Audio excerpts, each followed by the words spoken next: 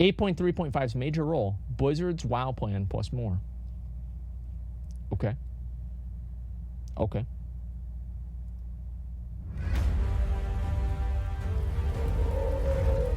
Hey everyone, and welcome back to the news. Today we've got a lot to talk about with Activision Blizzard having their earnings call. True. Very interesting developments on the PTR, ones that could suggest a lot for the game and quite a bit else. First though, we've got an announcement. Yes, we are making a new series, The Complete History of World of Warcraft. Each episode is going to tackle a patch, and we're starting off next week. Fuck yes, with World dude. of Warcraft's Fuck yeah, dude. I cannot wait to watch that on YouTube for free content. Thank you, Bellular. Holy shit, man. That's gonna, dude, I've got to subscribe to Bellular's Patreon. How many patrons does he have? Let me see. How much money does he give? Oh, 3,000. You know what? We probably should sub to Bellular's Patreon. And that way we'll get him to mail me the little fucking books and shit. You know what I mean? And yeah, I mean, especially if we're already planning on leeching this entire new series. I mean, come on. Okay, just give me 1 second here. Bombard, thank you much for the $2. Appreciate that. I came back to WoW because of you, since I've got Memoron's head and Horadon's brood. Thanks, man. You breathed new life into the game. It's spawn of Horadon, by the way, but it's okay. Thanks. You breathed new life into the game, but you stream your events. Sincerely, thanks, Bamasaur. Thank you very much for the $3. I appreciate that, man. Thank you, thank you, thank you. Will you be playing on PvE or PvP Server Classic? Oh, we'll find out whenever the release comes out. Found your channel through recently through YouTube, and I love how real and yet hilarious you are. Thank you very much, Loafing Penguin. Thank you, thank you. Where did the name Asmongold came from? I invented it. I don't even know if I invented it. It was so long ago. Like, I don't know if somebody gave me the name or what. It was so long ago. I've had it ever since I was like 7 or 8 years old, and it was like a code name for whenever I do things in my backyard, like pretending to be like a commando or something. Let's get back to the video. Patch. And from then, we're going to continue on. We're going to cover every patch in the game. And by the time this series is over, which will be quite some time because it's a pretty big series, we'll have charted the entire development history of World of Warcraft. Okay. And our focus is not only to bring you the information and to read things out, it's also to cover the experience of playing those patches. How they actually impacted players and to give you an insight into the game in the past. It's a big commitment, and it is one that is not possible on just AdSense money. We do also, on top of this, have another large series in the concept stage, and while we still have a position open on our second channel and we're going through applicants, we will soon have 2 more positions open on the Warcraft channel. Simply put, this type of stuff is not possible without sponsors. You will see more of those. I can guarantee it's products and services that I use, and I think it will become very clear that we're putting that all back into channel content. And of course, everything will be available ad-free to patrons. So our new series starts next week. Wait, you skipped 6.1? What do you mean? What do you mean? How could you skip 6.1? That was the big content patch for you know, WoD. We got the selfie stick, we got Twitter integration, and didn't they bring out a storm mount too? I mean, shit, dude. How could we lose track of that?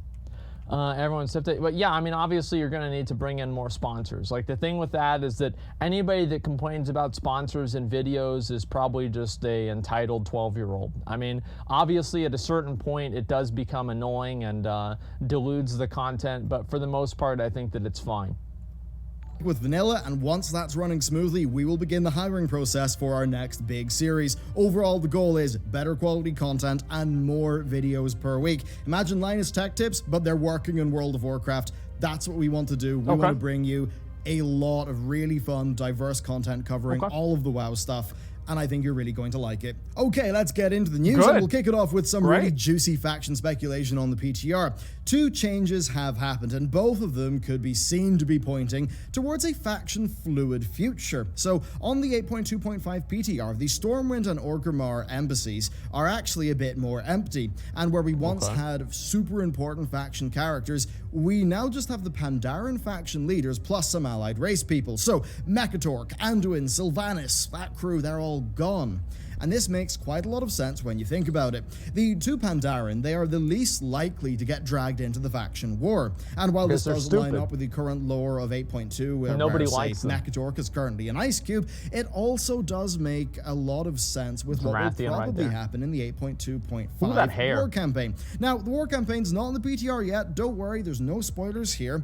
But given where things left off, it's pretty darn clear that it's going to hit the fan at Thunder Bluff. And that's going to tie down most of the faction leaders, so it makes sense to move them out of the embassies. Siege of By Thunderbluff, them, the new raid. not only make some room for the 8.2.5 story and make that make sense, they also clear the board for whatever happens in 8.3, allowing for major character deaths as well as changes of allegiance and things like that. You see, I think chances are 8.3.5 will actually be quite major, but before we get on to my big gigabrain take in 8.3.5, there's a very interesting UI element that's also been added to 8.2.5, one that fuels this speculation. So on the character selection screen, you now see faction icons. And this makes no sense in a world where the races are their faction, but it makes complete sense in a world where your character chooses its faction. Something that you've only been able to do in the past. I don't like that. I'm gonna be honest. Somebody sent me the picture. I found the picture. Thank you, Spurgoid. I appreciate it. I'm not a fan of the orcs being alliance. I'm sorry, it's like so fundamental to the game that I don't know, I couldn't. I think if they want to go down that route, what they should do is they should make the new allied races be able to choose which faction they're going to be a part of the same way as Pandaren are able to. I don't like the idea of orcs being on the Alliance and night elves being on the Horde. I think it's ridiculous. With the Mists of Pandaria, Pandaren, and remember who is left at the faction embassies? Oh, it's the two Pandaren characters. Yeah. And hell, the two of them get along very well indeed. I mean, to the point where it doesn't make that much sense, those two characters being split across the factions. But anyway, point is, they would be the ideal characters for such a system. So we've got curious in-game changes, as well as a new UI element that's not really needed for the current structure of the game, I think it just would looks make good. a lot of sense for a version of the game where your character can choose its faction. Now here's the Gigabrain take. Patch 8.2.5 is going to be massive for the lore. Same goes for 8.3. Well, in Legion, patch 7.3.5 was the epilogue patch. It brought in those epilogue cinematics. It established where our two factions were after the Legion invasion, setting up Battle for Azeroth. So it stands to reason that Battle for Azeroth patch 8.3.5 will be the epilogue patch. And looking at the current lore, I think we can be pretty certain that Saurfang and Thrall's rebels will be leading the Horde, and that Sylvanas will be deposed. Now, given the heavy cooperation between the Alliance and the Horde rebels thus far, it stands to reason that the factions will not be at war. Now, sure, gameplay-wise, we'll have PvP, we will have war mode, but narratively, I think they'll just be the two main political bodies on Azeroth. In that world, players being able to change faction makes sense. It would be a very different world to, say, how World of Warcraft started off, but it could make sense for the modern game, especially in the context of party sync. You see, if 9.0 is going to be doing a level squish and 8.2.5 is going to be doing the party sync and a revamped recruit a friend, it would stand to reason that 8.3.5 would allow the cross-faction play. After all, it was Legion 7.3.5 that added in the leveling revamp. So those 3.5 patches can do a lot. Now, there is one the difference between cross-faction play and changing faction. Now, being realistic here, do Blizzard want to give up the revenue that they make from the absurdly expensive faction swaps? Probably not. I would imagine they'd rather have that money.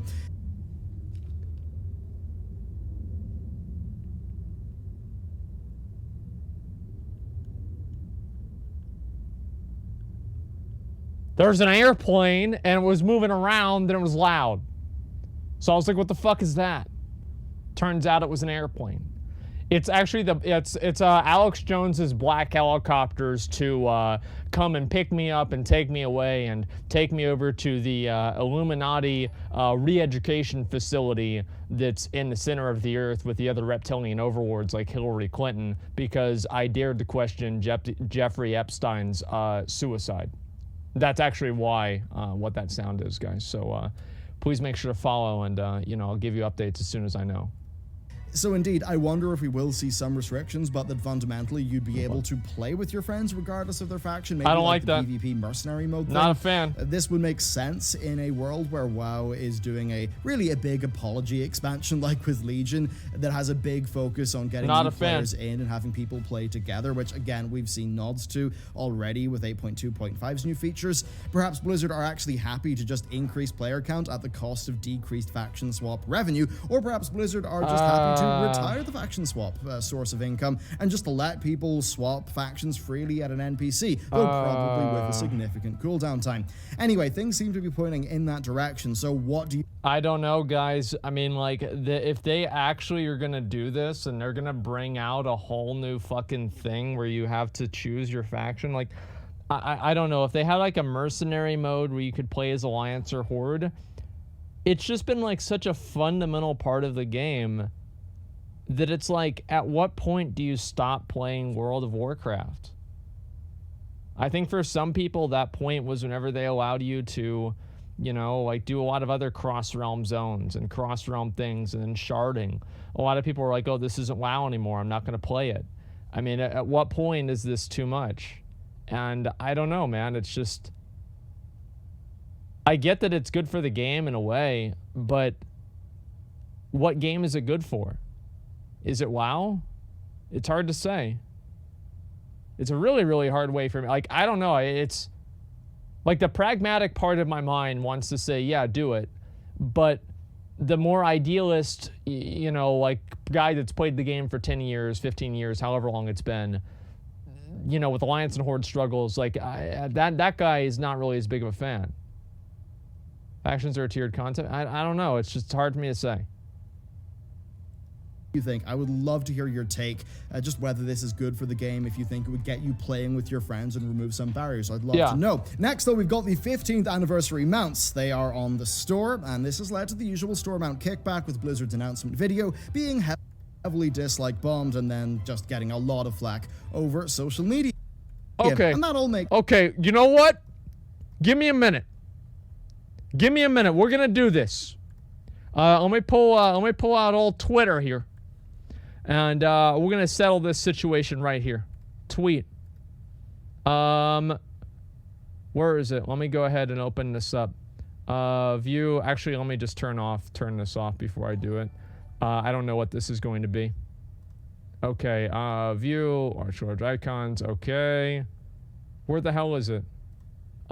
Sort by date. Okay. Let's see if I can find it. There it is. All right. Perfect. I've got the picture.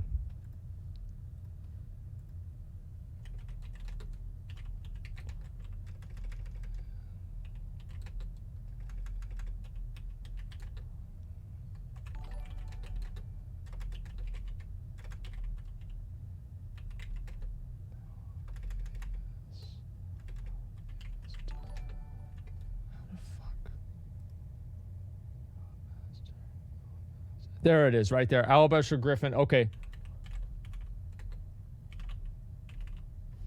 All right, this is perfect. Bro, at this point, don't even write it. Yeah? Don't even write it. Look, I'm not good at spelling. I'm not good at spelling. You can't, dude. You can't make fun of other people doing stupid shit if you can barely spell the words in your own tweet, man. That's. Well, I can right-click on the red squigglies. That's no problem for me. At least I'm not wasting $25 on something that I don't even own. Yeah, I don't care. I'm tweeting it out anyway. Who gives a fuck? You can want to tell, yeah, I mean, yeah, I'm going to waste my fucking money, and then I'm going to feel stupid because I didn't spell a word right the first time. Yeah, sure. At least I didn't waste my fucking money. Don't forget the dot. Okay, there we go. Perfect. All right, we've got it. Just a second. Let me go back and we'll do the rest of this. Incoming LFG ban? Hey, you never know. Since it has all happened before, it will all happen again.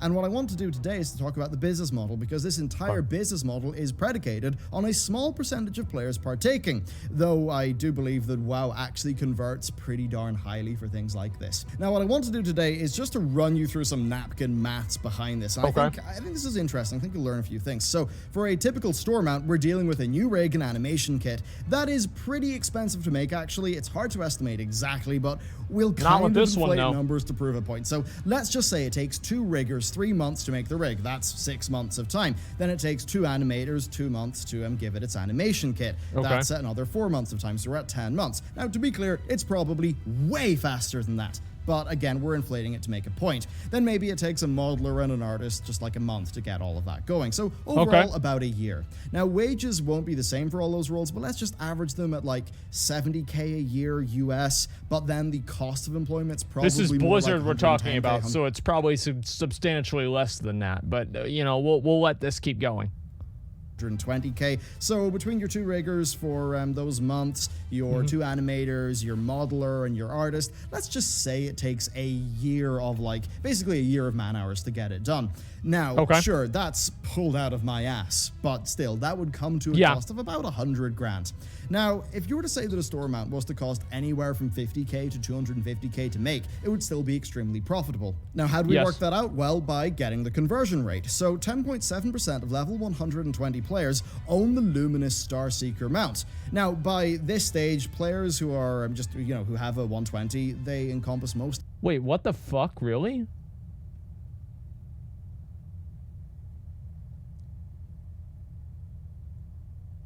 What the fuck? 10% of players? There's no... Dude, really? Like... We should just go through and ban every 10th player. Like, I guess that must be it, man. Holy fuck, that's a lot. Yeah, I know. 10% of WoW players are retarded. I can't even believe it, man. It's fucking ridiculous. Jesus Christ. Like, 10% of players see that and they want to buy it? Like, that's terrifying. Of WoW, so it seems like a decent number. Now, if WoW was to have 5 million active subscribers, then at a 10% conversion rate over time, that's 500k sales, or like $12.5 million. Even if the store mount miraculously costs 350 grand to make, you can see how absurdly profitable it is. This is profitability in the multiple hundreds of percent, maybe 1,000% or more, probably far more than 1,000% profitability. Now, as much as those numbers might make us a bit depressed and sad, ultimately that's what it's going to be like for Blizz. It's like, yeah, we spend all this time making an expansion, we charge $60 and a sub fee, or we just have a few people throw a mount together and oh, $25. So you kind of see what the numbers are like there. And the whole point of me saying this is that even if 90% of players deeply hate the store mounts, it's still going to be a winning financial strategy for Blizzard. That's basically the reality we're dealing with. Now, personally, I understand why they do it for business reasons, but the downside here is that it makes the game's fiscal performance be less tied to the experience of the average player. And interestingly, it does incentivize Blizzard to focus on cosmetic features for World of Warcraft, like transmog, customization, and maybe things like player housing. As those are game features that will better target the cosmetics-driven segment of the player base, and that's a segment of the player base who will convert at a higher rate than the gameplay-focused people. And it's an awkward position to be in, especially because I think that those cosmetic customizations, that like player housing, better transmog, I think they'd be excellent for the quality of the game. I really do advocate for those features, though I can't deny that this angle also does exist. Now, of course, I do dislike the store mounts in a Everybody hates them. Right? I mean, basically everybody hates them. The thing with it is that you have these diehard fans of the game that, as I said, Blizzard can shit in their mouth and they'll give Blizzard $25.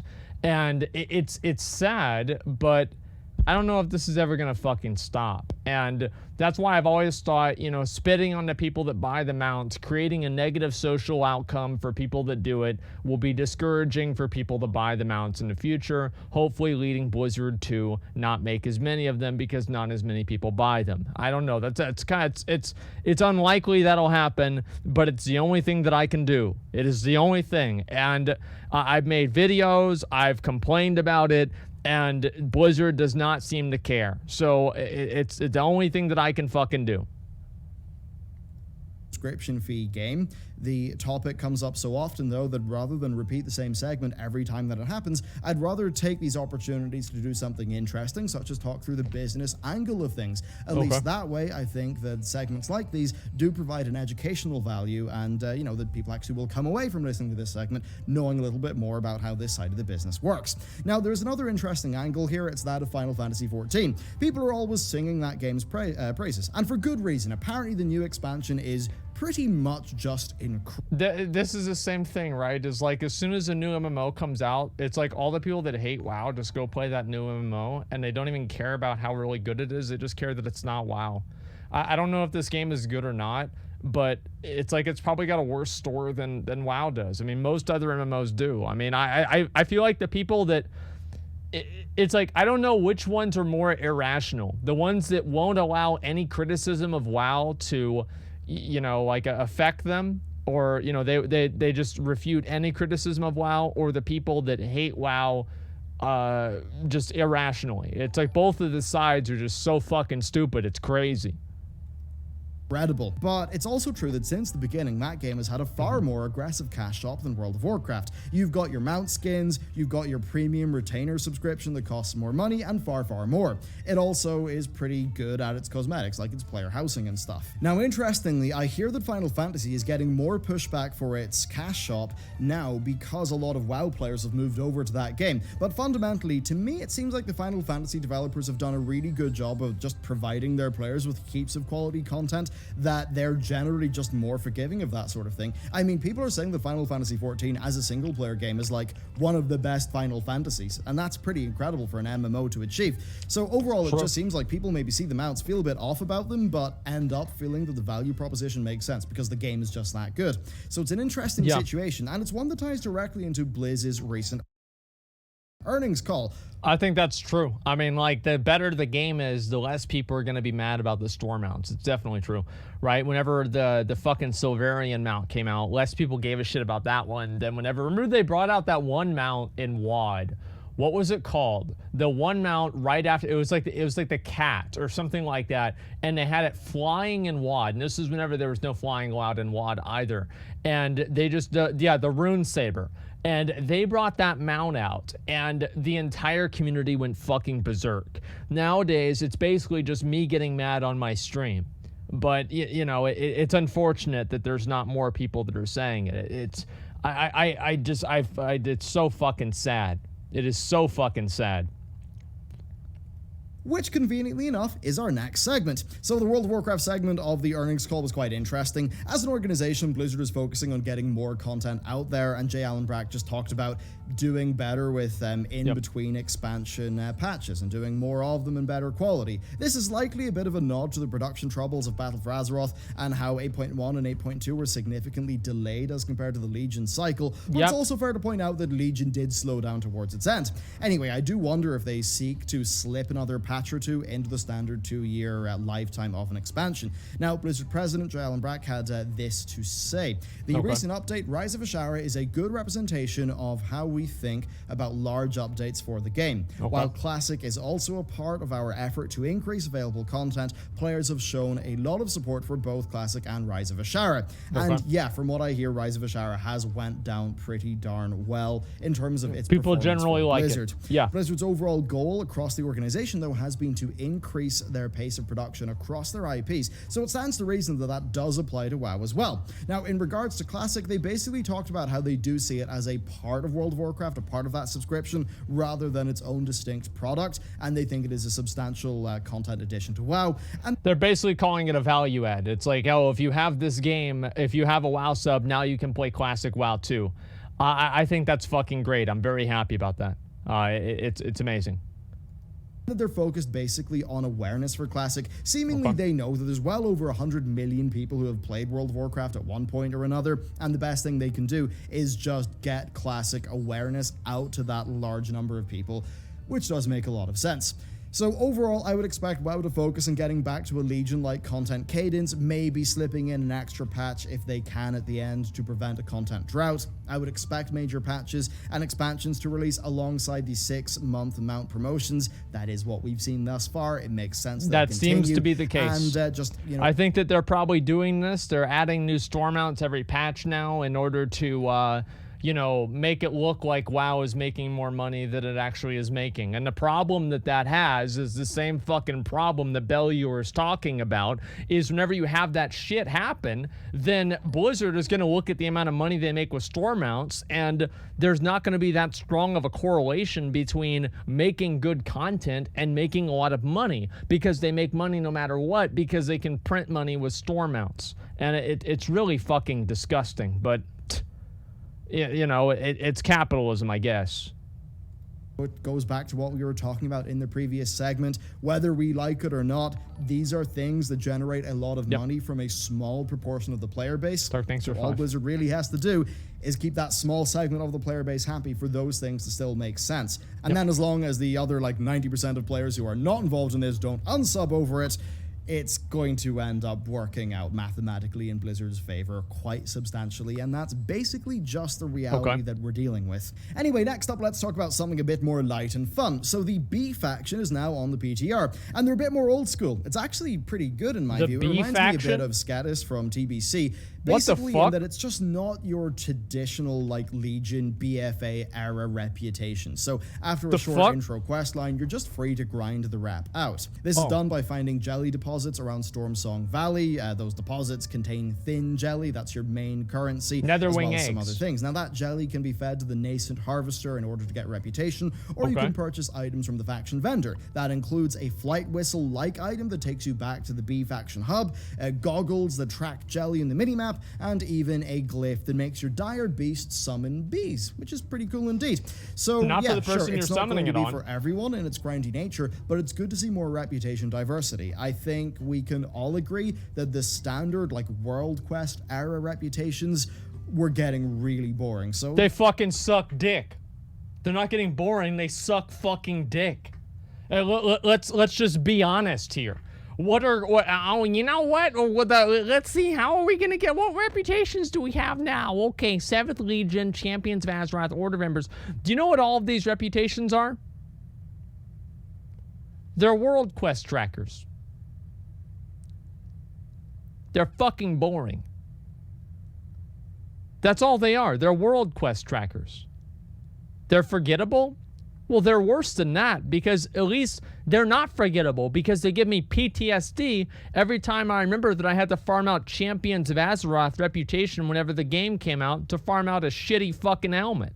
No, they're worse than forgettable. Like, the Legion ones were basically forgettable. Who gives a fuck about those? But these now are just, I hate these fucking reps, man. Like, they need to do a better job with reps. Like, in Legion, I thought that they were turning things around whenever they started doing, maybe Army of the Light was a little bit better, but it kind of still sucked. But you had, like, the, Talon's Vengeance reputation. That was awesome. And then all of the rest of these reps were all World Quest trackers. It's crazy how bad they are. Like, all the old reps were awesome. Like, the Ogrilla, the Netherwing. And it's like, after like Wrath, whenever they introduced the whole thing with tabards and you just go and you farm out the rep with the tabard, it was so fucking boring. And at least in Mists of Pandaria, they had a few reps that weren't that bad. Like, yeah, it's so disappointing. The more of this, the merrier. Then finally, a quick update on World of Warcraft Classic. So, name claiming starts on the 12th of August, and the pre-launch test has been extended over the weekend. We have also received server lists from the US and the EU, and Blizzard have released a primer for new players. Things clearly are ramping up, and I think most of all, looking at the number of servers, I'm interested to see what the player counts will be.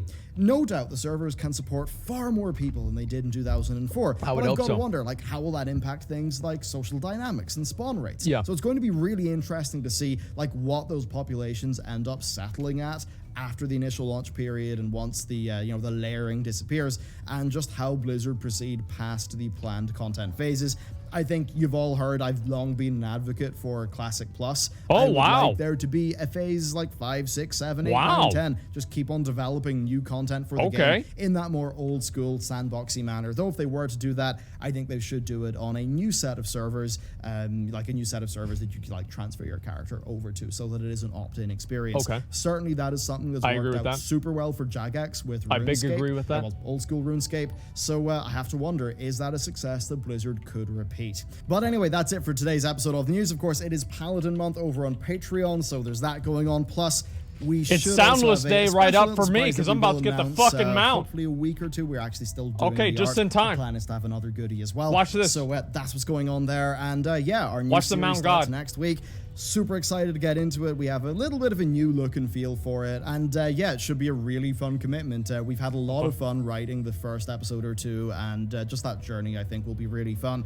And I kind of look forward to the end of that series as well, when I can look back at the channel and I can just look at a playlist that says the history of World of Warcraft, and there you go, every single patch. And we'll probably loop back around and do like a specials on the original World of Warcraft beta. So yeah, anyway, that's it for us today. I hope you enjoyed today's video. Of course, yesterday we had a big juicy lore video on Rathian, which I think goes to really cool places. Anyway, cheers everyone. I will see you next time. Okay. So let's talk about this situation here, all right? Shall we? Number one. Mountless? Come on, dude. Come on, dude. You don't have to do that, man. Watch the Rathian video, too. I mean, yeah, I'm pretty sure people want to see that one, but let me go ahead and pause this real quick. I think that's basically all the videos that I was going to... Oh, the Murlocs. I was going to watch this one at some point. I'll put this on my watch later and save to watch later. Perfect. Okay, so we can watch this one. Epstein? Why? Like, what do you want me to watch? Like this Epstein found dead? I don't even want to look at him. Okay, so listen.